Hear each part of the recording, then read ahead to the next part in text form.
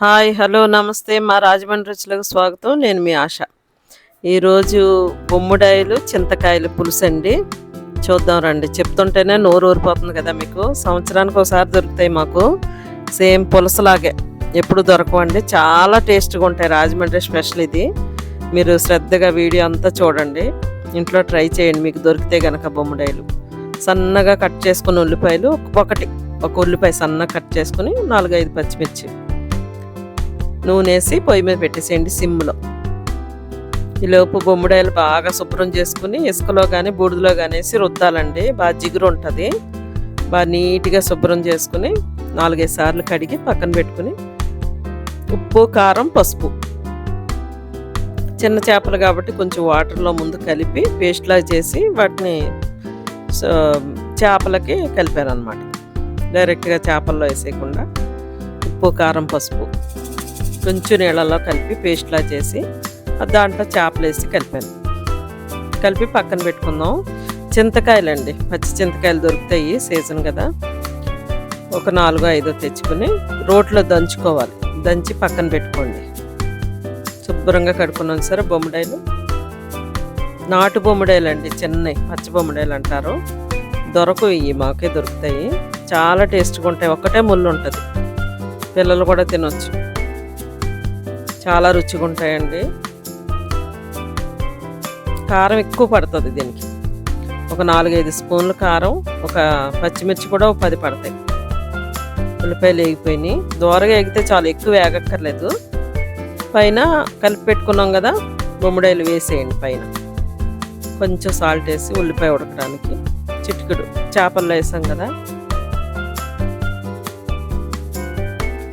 పైన చేపలు వేసేసేయండి. జీలకర్ర వెల్లుల్లిపాయ అండి నూరు పెట్టుకున్నాం. ఇంట్లో అల్లం వెల్లుల్లి వేయరు. జీలకర్ర వెల్లుల్లిపాయ, 1 స్పూను జీలకర్ర, 5-6 వెల్లుల్లి రేక రోట్లో నూరేసి వేసేయండి. పైన చేపలు వేసేయండి. వేసేసి పొయ్యి మీద ఒక గ్లాస్ వాటర్ పెట్టి చింతకాయలు రోట్లో దంచుకుందాం. ఈ ఆవిరికి కొంచెం ఉప్పు కారం పట్టుకుంటుంది చేపలకి. ఈలోపు మనం చింతకాయలు పులుసు చేద్దాం. చాలా టేస్ట్గా ఉంటుందండి. కాంబినేషన్ ఇది, బొమ్మిడాయలకి చింతకాయలకి కాంబినేషన్. పులుసు పెట్టుకోవాలన్నమాట. చాలా రుచిగా ఉంటుంది. వైట్ రైస్లోకే, రోటీకి కానీ దేనికి బాగుండదు. వైట్ రైస్లోకే చాలా టేస్ట్గా ఉంటుంది. మీకు దొరికితే కనుక ట్రై చేయండి. చూసారా, చింతకాయలు కొంచెం కడిగేసి ఒక గ్లాస్ వాటర్ పొయ్యి మీద పెట్టాను. రోట్లో వేసి దంచుకుందాం. మెత్తగా అక్కర్లేదు, కొంచెం చితక కొట్టుకుంటే చాలు. అది కొంచెం అలా చితికితే వేడి నీళ్ళల్లో వేసేయండి.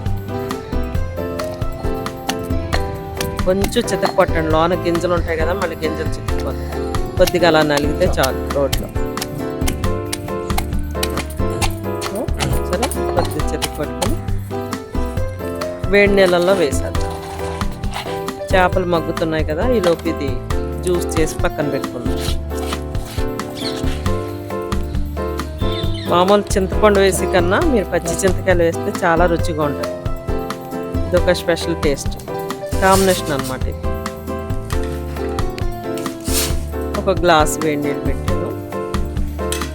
అవి కొంచెం ఒక 2 నిమిషాలు మరిగితే చాలా. వాటర్ 2 నిమిషాలు అలాగా పులుపు సారం దిగేటట్టు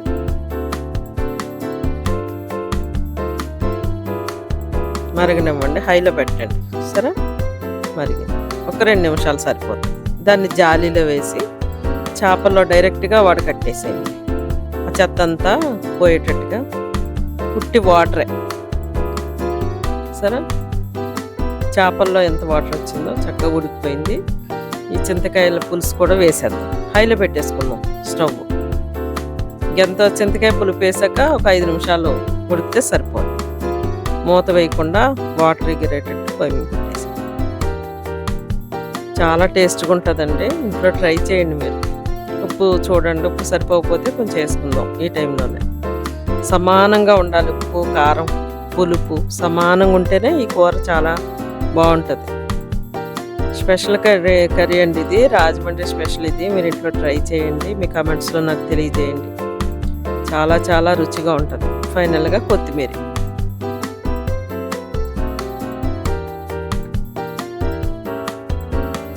స్టవ్ ఆఫ్ చేసేసుకుందాం అండి. అయిపోయింది, ఇంకా దగ్గర పడిపోయింది చూసారా. సర్వింగ్ బౌల్లో తీసుకుందాం. Thank you.